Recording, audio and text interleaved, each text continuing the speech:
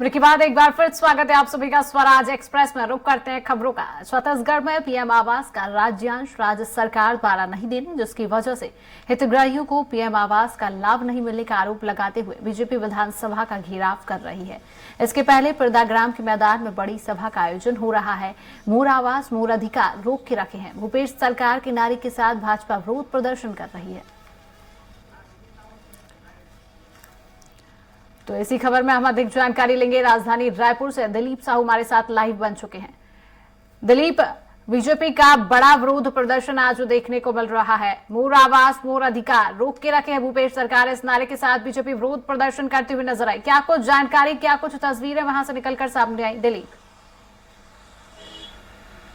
जी बिल्कुल, जिस तरह से पीएम आवास का मुद्दा लगातार बीजेपी उठाती रही है, पहले ब्लॉक स्तर पर फिर जिले स्तर पर लगातार धरना प्रदर्शन करती रही है और इसी बीच में एक बड़ा आयोजन आज किया गया और विधानसभा घेराव का एक आयोजन रखा गया था। पहले राजधानी से लगा हुआ गांव है पिरदा का जो मैदान है वहां पर बीजेपी ने एक बड़ा आम सभा किया और उस आम सभा में बीजेपी के जो तमाम बड़े नेता है, जिसमें झारखंड के पूर्व मुख्यमंत्री रघुवर दास भी शामिल हुए। रघुवर दास के अलावा राष्ट्रीय उपाध्यक्ष पूर्व मुख्यमंत्री डॉक्टर रमन सिंह, प्रदेश अध्यक्ष अरुण साव, नेता प्रतिपक्ष नारायण चंदेल, बीजेपी के प्रदेश प्रभारी ओम माथुर, सह प्रभारी नितिन नवीन सहित तमाम जो बड़े नेता है सभा स्थल में पहुंचे। सभा में एक तरह से राज्य सरकार के खिलाफ सभी नेताओं ने जमकर बातें कही और खास करके जो प्रदेश अध्यक्ष अरुण साव है उन्होंने कहा कि अगर बीजेपी की सरकार बनती है 2023 में तो पहला जो भी मुख्यमंत्री बनेगा वो मुख्यमंत्री निवास में जाने के पहले सबसे पहला जो दस्तखत करेंगे वो पीएम आवास योजना को लेकर जो फाइल है जिसमें गरीबों को पीएम आवास आवंटित होना है उस फाइल पर दस्तखत करेगी, उसके बाद ही वो मुख्यमंत्री निवास में प्रवेश करेगा। ये बड़ी ऐलान उन्होंने सभा में किया।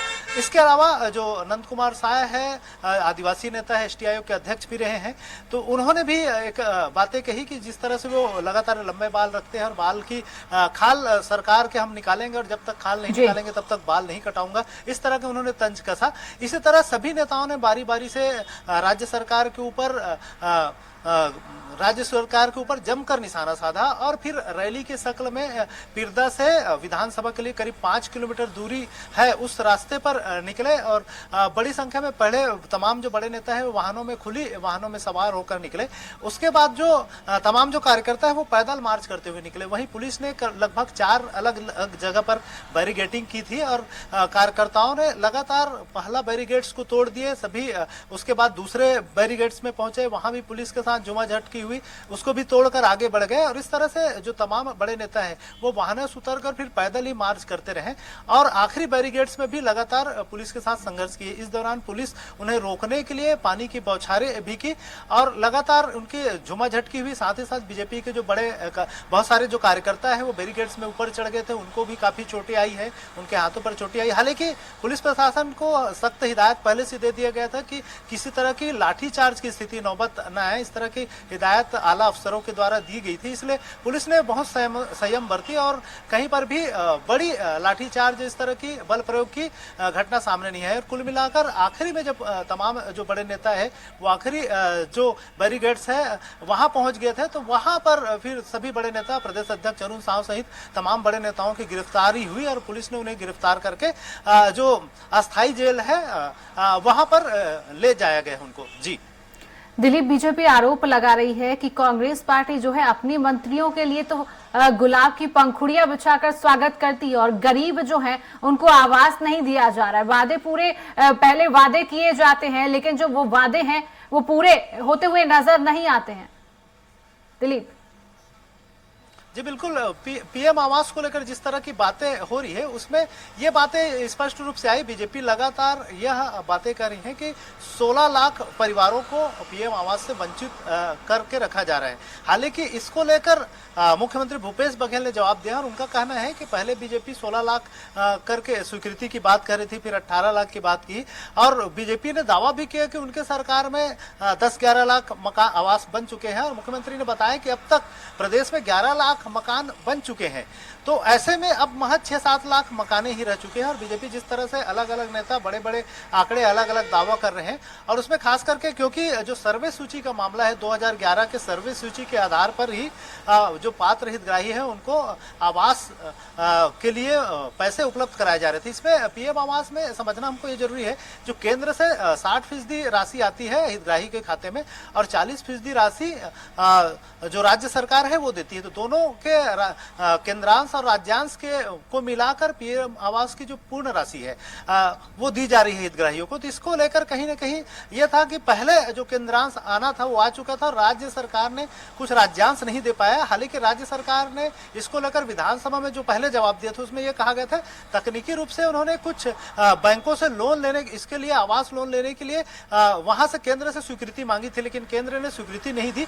इस वजह से उन्हें जो राज्यांश की राशि जो पीएम आवास योजना में लगाना था वो नहीं लगा पाए थे। उन्होंने इसके लिए भी केंद्र सरकार को ही दोष दिया था। बाद में फिर अभी पिछला जो बजट अभी पारित हुआ है उसमें मुख्यमंत्री भूपेश बघेल ने 3200 करोड़ से अधिक की राशि का प्रावधान किया है पीएम आवास योजना के लिए। इसको भी बीजेपी की ओर से ये कहा जा रहा है कि केवल आंकड़े का खेल है। अभी तक जब कांग्रेस की इतने दिनों तक सरकार रही, 4.5 साल बीत गए, तब तक भूपेश सरकार ने विशेष नहीं काम किया, जिसकी वजह से ये स्थितियां पैदा हुई।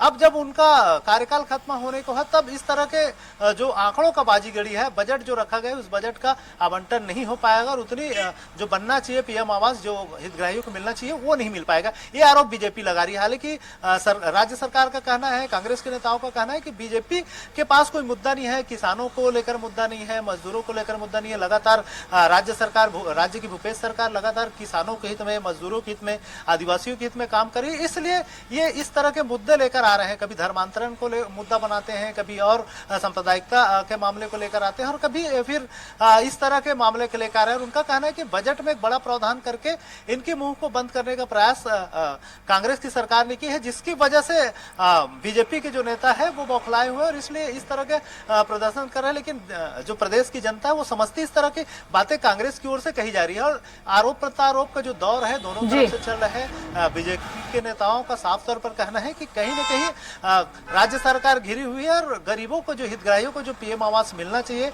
उसमें सही अपने राज्यांश की राशि सही समय पर उपलब्ध नहीं कराई, जिसकी वजह से बहुत सारे जो पीएम आवास की जो राशि है वो केंद्र ने वापस ले लिए थे और उसके अगले साल वो राशि रिलीज नहीं की गई, जिसकी पूरी तरह जिसके लिए जवाबदार राज्य सरकार को बताते हैं। हालांकि राज्य सरकार इसमें पूरी तकनीकी बातों को रखते हुए कहना है कि केंद्र की ही कहीं ना कहीं जो व्यवधान है उसकी वजह से राज्य सरकार की ओर से जो राज्यांश दिया जाना था वो नहीं दे पाए। हालांकि अभी कहा जा रहा है कि बजट में एक बड़ा प्रावधान किया गया है, उसके तहत जितने हितग्राही हैं, क्योंकि हितग्राहियों का सर्वे कराने की भी घोषणा विधानसभा में मुख्यमंत्री भूपेश बघेल ने की है और उनका कहना है कि क्योंकि जो सर्वे है बहुत पुराने हैं और उसमें जब लोग आवेदन करते हैं तो 100 आवेदन अगर आता है तो जो पात्रता सूची के हिसाब से महज 4-5% लोगों के ही आवास के वो पात्र हो पा रहे हैं। इसलिए वे चाहते हैं कि फिर से उसका सर्वे कराकर जो हितग्राही है उसमें नए हितग्राहियों को जोड़ा जाए और उनका एक प्रॉपर सर्वे हो, नए तरीके से सर्वे करके